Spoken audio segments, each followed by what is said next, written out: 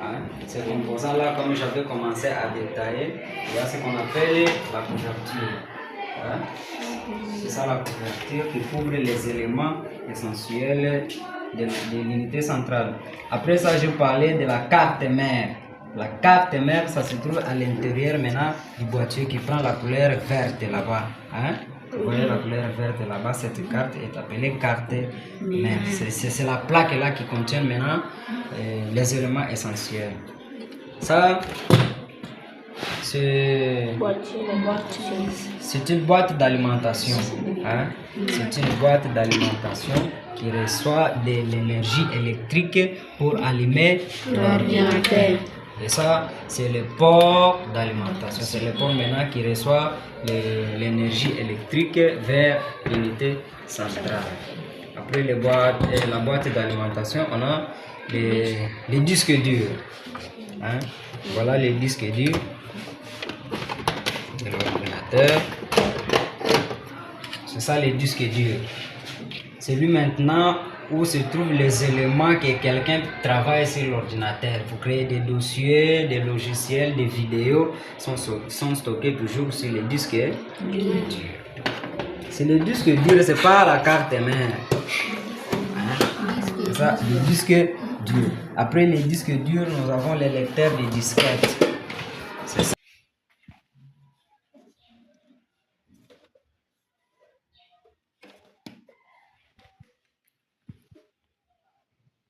Pour graver par exemple, soit pour regarder de la vidéo sur le lecteur de disquette.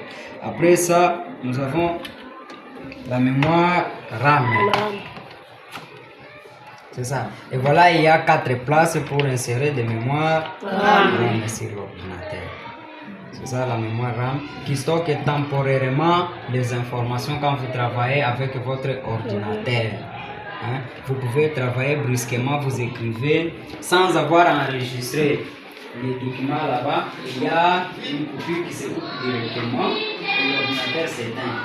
Vous allumez l'ordinateur, vous allez vous retrouver que vous êtes là même sur la page, pourtant vous n'avez pas enregistré. C'est sur ça que ça se stocke les informations pareilles comme ça. Après ça, c'est la pile CMOS. C'est ça la pile aussi qui stocke les informations sur l'ordinateur là-bas. Hein? Il y a l'heure sur l'ordinateur, il y a la date, la mise à jour. C'est lui qui est à la base de tout ça sur l'ordinateur, c'est cette pile ici. Hein? Après ça, c'est les fans ici qui gardent maintenant, les fans qui donnent des refroidissements au processeur. C'est qu'en bas là-bas, il y a l'autre ici, le processeur ici, et à l'intérieur là-bas en bas, il y a l'autre processeur. Maintenant, pour les refroidir, parce que ça travaille trop et ça chauffe des fois, pour les refroidir, ça demandera toujours la présence des fans pour refroidir. C'est ça les fans, et les grands fans qui est ici, ça prend de l'air à l'extérieur vers l'intérieur de l'unité centrale. Après ça, je parlais des ports. Hein? Comme nous avons l'écran sur l'ordinateur, les ports qui nous permettent maintenant à donner de l'image de l'unité centrale vers l'écran, on utilise le port HDMI. C'est ça le port HDMI. Donc on doit prendre une câble, mettre le câble ici, et sur l'écran de l'ordinateur, là ça doit afficher les images directement. Après ça, c'est le bouton d'alimentation. Ça, vous voyez toujours, il y a les symboles du bouton là-bas. Hein? Les symboles logiques, là, on parle de 0 et 1. Hein? Là, c'est le bouton d'alimentation. Ça, c'est le port USB. On peut connecter les flash disques, que ce soit la souris, les claviers.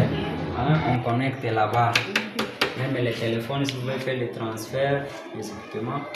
Là, c'est facile à changer, à transférer les fichiers. Plus le port du micro. Là, c'est le micro. Vous branchez le micro pour parler, pour enregistrer des sons. Et ça, c'est l'écouteur pour écouter maintenant les sons. Voilà. Là, ce sont là les brefs. On va continuer autrement. Celui qui a des questions peut poser.